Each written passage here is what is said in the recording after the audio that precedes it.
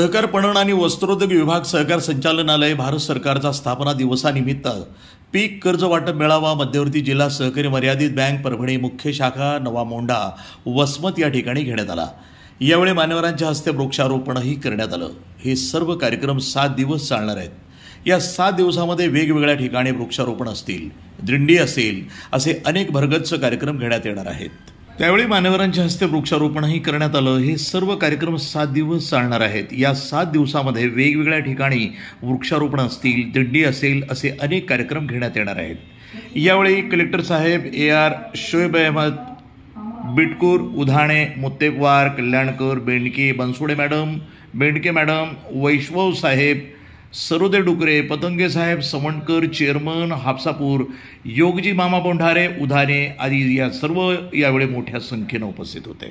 हा केंद्रीय सहकार वर्ष म्हणून साजरा करण्यात आलेला आहे आणि 7 दिवस विविध प्रकारचे कार्यक्रम सहकार खात्याच्या वतीने आणि सहकारी संस्थांच्या वतीने जे की सहकाराचा प्रचार व्हावा आणि प्रसार व्हावा, तो गरीब शेतकऱ्यापर्यंत कसा पोहोचता येईल आणि सहकारातून समृद्धीकडे कसं जाता येईल, ह्या निमित्तानं हा सप्ताह साजरा करण्यात आलेला आहे। कुठे कार्यक्रम घेणार? आता हे सहकारी संस्थांवर वृक्ष लागवड आहे। प्रत्येक म्हणजे ज्यांची इच्छा आहे सहकारी संस्थांची, म्हणजे त्यामध्ये सगळ्यात आल्या वृक्षारोपण, त्याच्या रॅली काढली आज आम्ही सहकार दिंडीची, जे की जनजागृती व्हावी म्हणून। परत निबंध स्पर्धा आहेत, रांगोळी स्पर्धा आहेत, जे की मुलांना बी त्या सहकाराविषयी माहिती व्हावी, हा उद्देशापोटी आज हा कार्यक्रम आयोजित केलेला आहे। परवाला कुठला टोकाई गडावर परवाच्या दिवशी वृक्ष लागवड आहे आणि 27 तारखेला कोणता गड आहे तो ह्याचा? टोकाई गड, गिर्यारोहण टोकाई, इथे वृक्षारोपणाचा कार्यक्रम आयोजित केलेला आहे। आज कोण झाड लावण्यात आले? आज का आंबा आणि वड, जांभूळ ही लावण्यात आलेले।